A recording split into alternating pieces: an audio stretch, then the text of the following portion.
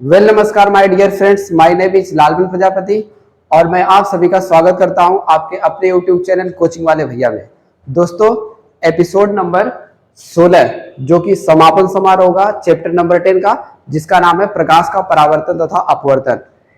इस एपिसोड में हम कवर करेंगे रेखीय आवर्धन क्या होता है, लेंस की क्षमता क्या होती है, इसके बाद हम बात करेंगे लेंस की पहचान और लेंस के क्या क्या उपयोग होते हैं। तो वीडियो बहुत ही इंफॉर्मेटिव है, साथ ही साथ इंपॉर्टेंट भी है। इन टॉपिक से आपके बोर्ड एग्जाम में क्वेश्चन बनते ही बनते हैं, इसलिए वीडियो में लास्ट तक बने रहिए, आपको बहुत कुछ बढ़िया सीखने को मिलने वाला है। आइए शुरू करते हैं। तो पहली टॉपिक है हमारा रेखीय आवर्धन। रेखीय आवर्धन क्या होता है इसको समझते हैं। तो रेखीय आवर्धन जो होता है इसको m से डिनोट किया जाता है। रेखीय आवर्धन को स्मॉल m से डिनोट किया जाता है और यह हमको बताता है कि जो आपने ऑब्जेक्ट वस्तु को लेंस के सामने रखा था, इसके रिस्पेक्ट में आपके प्रतिबिंब की लंबाई क्या है। तो जो आवर्धन है वह एक नंबर होता है, इसकी कोई बीमा नहीं होती है। यह हमको सिर्फ ये बताता है कि आपके ऑब्जेक्ट के बिहाफ में आपका जो प्रतिबिंब बना है उसकी लंबाई क्या है। तो रेखीय आवर्धन को परिभाषित कैसे किया जाता है, तो रेखीय आवर्धन का फार्मूला होता है HI/HO होता है। इसको हम बोलते हैं डेफिनेशन बेस्ड फार्मूला, यानी कि परिभाषा के आधार पे फार्मूला होता है। तो इस फार्मूले के आधार पर हम इसकी परिभाषा आसानी से बना सकते हैं। तो जो रेखीय आवर्धन है वह प्रतिबिंब की लंबाई तथा वस्तु की लंबाई का अनुपात है। HI को आप बोलेंगे प्रतिबिंब की लंबाई, प्रतिबिंब की लंबाई,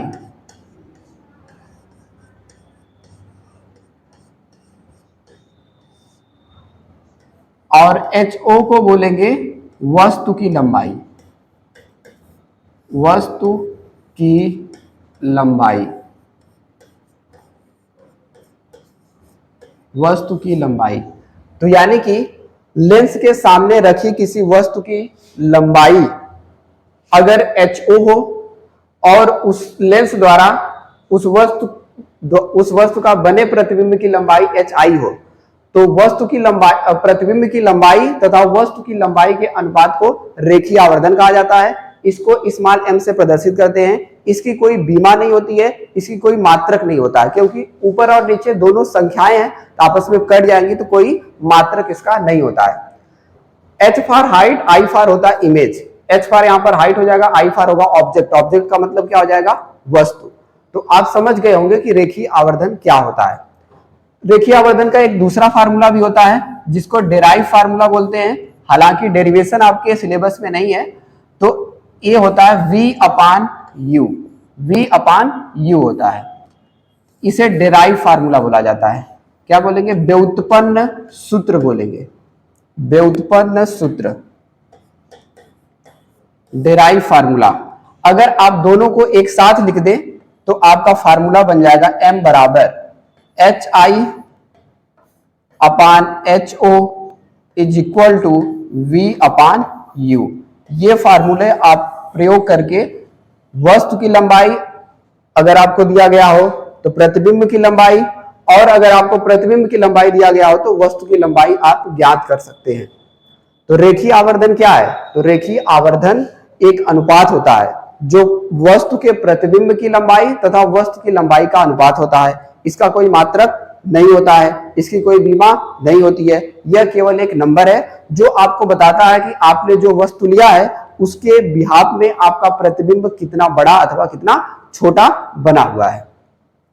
इसके फार्मूले हो गए M बराबर HI/HO हो गया, जहां पर HI क्या है, प्रतिबिंब की लंबाई, और HO क्या है, वस्तु की लंबाई। और इसका डेराइव फार्मूला होता है M is equal to V/U। V को आप जानते ही हैं, V से आप पहले मिल चुके हैं। V को बोला जाता है लेंस से प्रतिबिंब की दूरी, और U को बोलते हैं लेंस से वस्तु की दूरी। इन दोनों फार्मूलों को अगर हम एक साथ लिखे तो एक आपका कंबाइंड फार्मूला बन जाएगा M बराबर HI/HO is equal to V/U। I hope आपको यह समझ में आया होगा। अब M से संबंधित कुछ इंपॉर्टेंट बातें हैं जिससे मल्टीपल चॉइस क्वेश्चन, बहुविकल्पी प्रश्न में सवाल पूछ लिए जाते हैं। आइए उसको समझते हैं। तो इसको आप नोट में लिख सकते हैं, ये इंपॉर्टेंट भी है। तो क्या है कि m बराबर, अगर m जो है, m को हम बोल रहे हैं m इज ग्रेटर देन 1 है। m क्या, m का मान 1 से बड़ा कब आएगा? आप थोड़ा सा अगर दिमाग लगाएं, यहां पर यह एक भिन्न की तरह है, ऊपर को आप अंश बोलते हैं, नीचे को आप हर बोलते हैं। तो एक भिन्न का मान 1 से बड़ा कब आता है? जब कहीं ना कहीं उसका अंश हर से क्या होता है, बड़ा होता है। इसका मतलब क्या है कि अगर वह प्रतिबिंब की लंबाई वस्तु की लंबाई से बड़ी हो तो m का मान 1 से बड़ा होगा ना।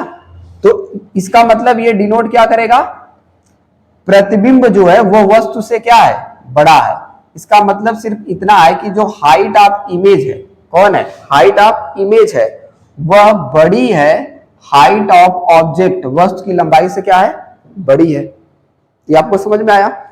इसी तरीके से अगर हम बोले कि m बराबर 1 है, m बराबर 1 क्या डिनोट करेगा, यानी कि वस्तु की लंबाई और प्रतिबिंब की लंबाई आपस में क्या हो जाएंगी, बराबर हो जाएंगी। यानी कि hi जो होगा वो इज इक्वल टू किसके होगा, ho के। और इसी तरीके से हम यह भी कह सकते हैं कि यदि m इज लेस देन 1 है तो इसका मतलब क्या है, प्रतिबिंब की जो लंबाई होगी, हाइट ऑफ जो इमेज होगा, यह छोटा होगा हाइट ऑफ ऑब्जेक्ट से होगा। ये आपको क्लियर हो गया? अब आइए समझते हैं। अब अगर m का मान पॉजिटिव आता है, m का मान क्या आता है, पॉजिटिव आता है, तो आप इस फार्मूले को ध्यान से देखिए। अगर m को आप पॉजिटिव लाना चाहते हैं तो u तो हमेशा निगेटिव होगा, v को आपको निगेटिव रखना पड़ेगा। और v आपका निगेटिव कब बनता है, लेंस का ऐसा कौन सा केस है जिसमें v आपका निगेटिव बनता है? अगर आप उत्तल लेंस की बात करेंगे तो जब आप वस्तु को प्रकाशीय केंद्र और फोकस के बीच रखते हैं तो वस्तु का आभासी प्रतिबिंब बनता है, उसी समय v की वैल्यू क्या होती है, निगेटिव होती है। तो m का मतलब अगर प्लस है तो प्रतिबिंब कैसा बनेगा, आभासी बनेगा। क्या बनेगा, आभासी बनेगा। ये आपको क्लियर हो गया? प्रतिबिंब कैसा बनेगा, आभासी।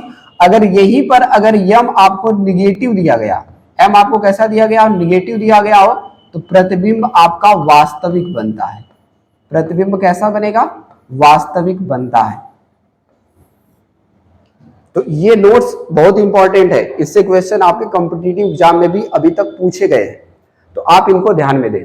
अगर m की वैल्यू प्लस में है तो इसका मतलब प्रतिबिंब आभासी है, अगर m की वैल्यू माइनस में है तो इसका मतलब प्रतिबिंब क्या है, वास्तविक है।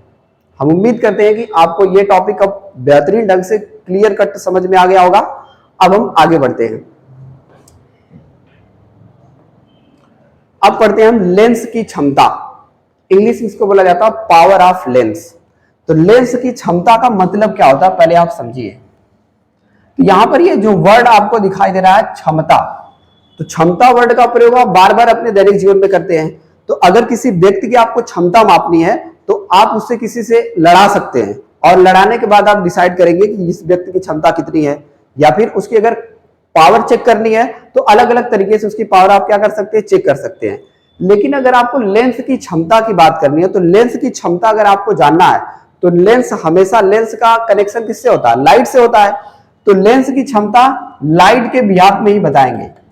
तो जो लेंस लाइट को जितना अधिक विचलित कर देगा, जो लेंस लाइट इसके ऊपर जब ये पड़ेगी तो जितना अधिक ये इसको अपने मार्ग से डाइवर्ट करेगा, उसकी क्षमता उतनी ज्यादा होती है।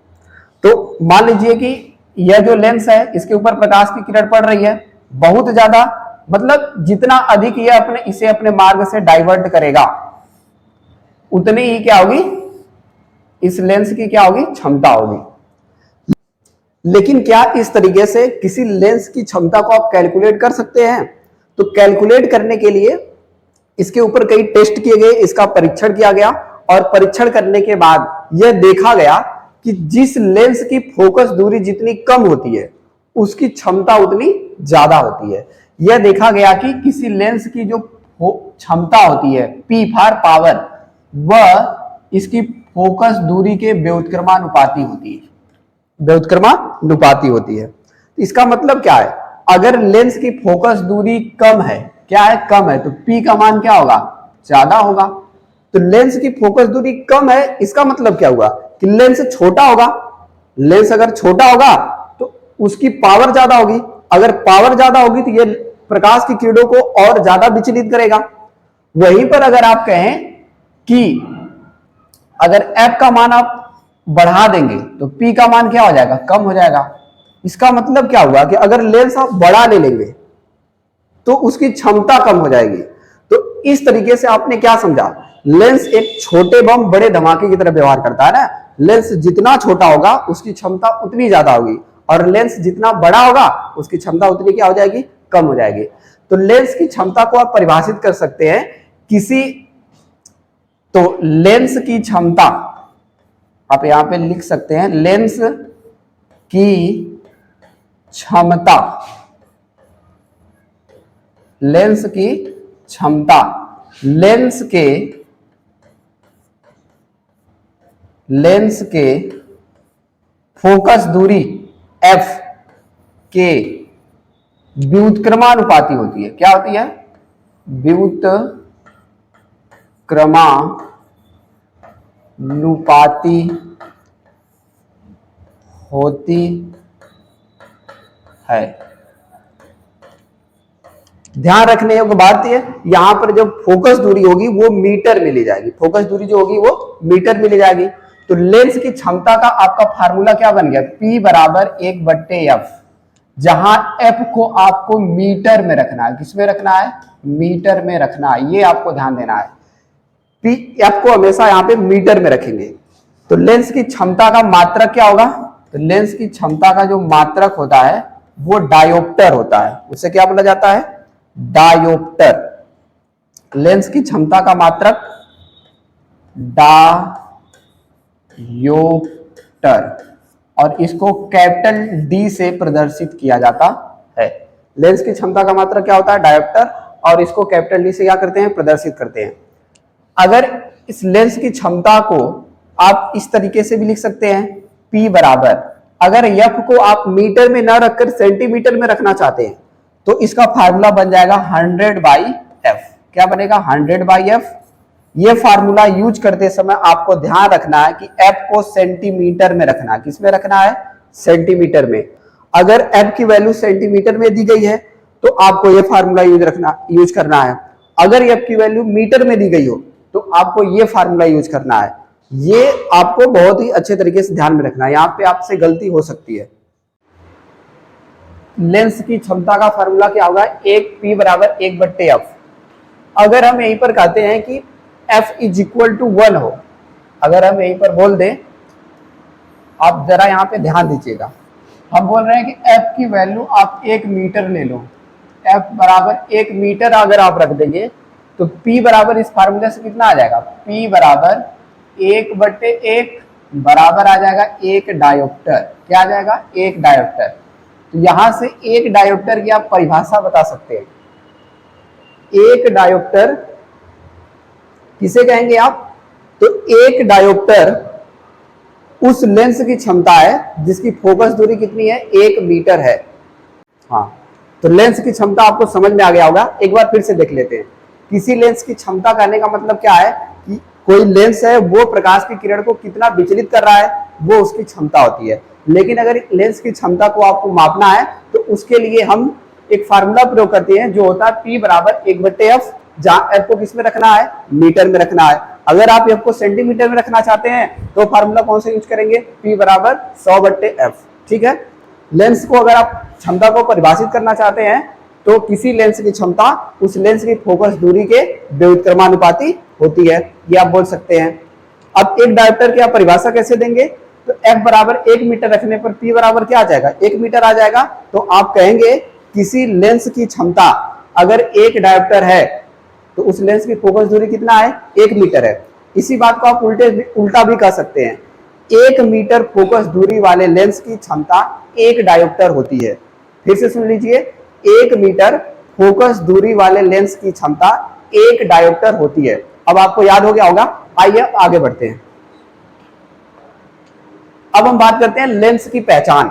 लेंस को आप पहचानेंगे कैसे, अगर आपके सामने लेंस रख दिया गया, उत्तल लेंस भी दे दिया गया, अवतल लेंस भी दे दिया गया, और उसी में आपको एक कांच की प्लेट दे दी गई, तो आप पहचान कैसे करेंगे कि कौन सा उत्तल है लेंस है, कौन सा अवतल लेंस है और कौन सी कांच की प्लेट है? तो इसके पहचानने के दो तरीके हैं जो कि बहुत ही सिंपल है। स्पर्श करके तो आप लेंस की परिभाषा पढ़े ही है। उत्तल लेंस आप किसे बोलेंगे? तो जो उत्तल लेंस होते हैं, उत्तल लेंस आप जानते हैं ना, बिचवा में मोटा और किनारों पर क्या होगा? पतला होगा। अगर कोई ऐसा व्यक्ति बीच में खूब मोटा हो और किनारों पर पतला हो तो आपको कैसा लगेगा? आप इमेजिन करिए। अब अगर अवतल लेंस की अगर आप बात करेंगे तो इसका उल्टा होगा। ये भोले जी का डमरू के आकार का है ना, यहाँ पे पकड़ के आप इसको बजा सकते हैं। तो जो अवतल लेंस होता है वो किनारों पर मोटा है लेकिन बीच में क्या है? पतला है। ओके। अगर कांच की प्लेट होगी तो फ्लैट होगी, सभी जगह मोटाई क्या होगी? समान होगी। तो इस तरीके से आप टच करके लेंस को आसानी से पहचान लेंगे। दूसरा तरीका होता है कि आप प्रतिबिंब देखकर भी पहचान सकते हैं। क्या कर सकते हैं? प्रतिबिंब देखकर पहचान सकते हैं। तो आप जो केसेस पढ़े हैं प्रतिबिंब बनने की, उन्हीं को आप फॉलो करेंगे। तो आप एक काम करिए, लेंस को लेंगे, आप लेंस को लेंगे अपने किताब से एकदम किताब के ऊपर टच करा के रखिए, फिर धीरे धीरे ऊपर उठाइए। क्या करिए? धीरे धीरे ऊपर उठाइए। अगर आपको अक्षर बड़े दिखाई देते हैं, कैसे दिखाई देते हैं? बड़े अक्षर अगर बड़े होंगे, ध्यान देना है, अक्षर बड़े तो लेंस होगा उत्तल। कौन सा होगा? उत्तल। अगर अक्षर छोटे हैं, अगर अक्षर आपको छोटे दिखाई दे रहे हैं तो लेंस कौन सा होगा? अवतल होगा। लेंस कौन सा होगा? अवतल होगा। आपको क्या करना है? सिर्फ अपनी बुक खोलनी है, किसी पेज के ऊपर लेंस को रखना, फिर धीरे धीरे ऊपर उठाना है। अगर आपको अक्षर बड़े दिखाई देंगे तो लेंस होगा उत्तल, अगर आपको अक्षर छोटे दिखाई देंगे तो लेंस होगा अवतल। ये आप पढ़ भी चुके हैं। जब वस्तु लेंस के करीब होती है तो प्रतिबिंब बड़ा ही बनता है। अब अगर कांच की प्लेट होगी तो प्रतिबिंब में कोई परिवर्तन नहीं होगा। इसका उल्टा, अगर आप लेंस को बहुत ऊपर उठा देंगे तो अगर प्रतिबिंब उल्टा बन रहा है, कैसा बनेगा? उल्टा, तो लेंस होगा उत्तल, क्योंकि उत्तल लेंस में ही तो उल्टा प्रतिबिंब बनता है। अगर प्रतिबिंब सीधा और छोटा है, कैसा है? सीधा छोटा है, तो लेंस कौन सा हो जाएगा? अवतल हो जाएगा। लेंस हो जाएगा अवतल। यह बहुत ऊपर उठाने पर, आप लेंस को क्या किए? बहुत ऊपर उठा दिए तब। अगर लेंस को आप थोड़ी ही ऊपर उठाए हैं, धीरे धीरे ऊपर उठा रहे हैं, तो ये केस होगा। तो इस तरीके से आप क्या कर सकते हैं? लेंस की पहचान कर सकते हैं। आई होप आपको समझ में आ गया। एक बार फिर से समझ लीजिए। स्पर्श करने का मतलब, उत्तल लेंस से आप मिले ही है। उत्तल लेंस बीच में मोटा, किनारों पर पतला, बीच में मोटा, किनारों पर पतला, उत्तल लेंस। अवतल लेंस डमरू, शंकर जी का जो डमरू है वो अवतल लेंस के आकार का होता है। इससे आप याद रख सकते हैं। कांच की प्लेट होगी तो मोटाई समान होगी। प्रतिबिंब देखकर पहचानने का सिंपल तरीका है। तो आपके घर पे बड़े बुजुर्ग होंगे ही जिनके अगर आंख सही नहीं होगी तो उनके चश्मे में लेंस लगा होगा। अगर वो लेंस आपको मिलता है, अगर आपको नहीं समझ में आता कि कौन सा लेंस है, तो आप क्या करना? अपनी बुक के ऊपर किसी पेज पे रखना और उसे ऊपर उठाना। क्या करेंगे? आप ऊपर उठाएंगे। थोड़ा ऊपर उठाने पर अक्षर अगर बड़े हैं तो लेंस कौन होगा? उत्तल होगा। अगर प्रतिबिंब छोटा है तो लेंस कौन सा होगा? अवतल होगा। अगर ज्यादा ऊपर उठा दिए तो अगर उल्टा प्रतिबिंब बनता दिखाई दिया तो उत्तल, अगर छोटा सीधा है तो अवतल लेंस होगा। तो इस तरीके से आप लेंस की पहचान कर सकते हैं। इस टॉपिक के बाद आपका चैप्टर नंबर 10 जिसका नाम है प्रकाश का परावर्तन तथा अपवर्तन कंप्लीटली खत्म हो गया अकॉर्डिंग टू योर सिलेबस, जो कि 2023-24 का है। इसमें एक और टॉपिक होता है प्रकाश का पूर्ण आंतरिक परावर्तन तथा क्रांति कोण, जो आपकी पढ़ना नहीं है इसलिए उसे पढ़ाया नहीं गया है। अब इसके बाद आने वाले लेक्चर में हम न्यूमेरिकल सॉल्व करेंगे, जो कि लेंस फार्मूला, साथ ही साथ रेखीय आवर्धन और लेंस की क्षमता से संबंधित होंगे। और इसके बाद हम बहुविकल्पी प्रश्नों को भी देखेंगे जो कि आपके बोर्ड एग्जाम में पूछे जाते हैं। इसलिए साथ में बने रहिए, आपको बढ़िया कंटेंट मिलने वाला है। तो दोस्तों, अगर आपको वीडियो अच्छा लगा है और आप हमारे चैनल पे नए हैं तो आपका यह हक बनता है कि आप सब्सक्राइब करें, साथ ही साथ इस वीडियो को लाइक करें और अपना वैल्यूएबल कमेंट आप कमेंट बॉक्स में जरूर लिखें। और अपने दोस्तों के साथ इस वीडियो को शेयर करना ना भूलें, जिससे उनको भी कुछ बेहतर सीखने को मिले और वो भी अपनी लाइफ में कुछ अच्छा कर पाए। धन्यवाद।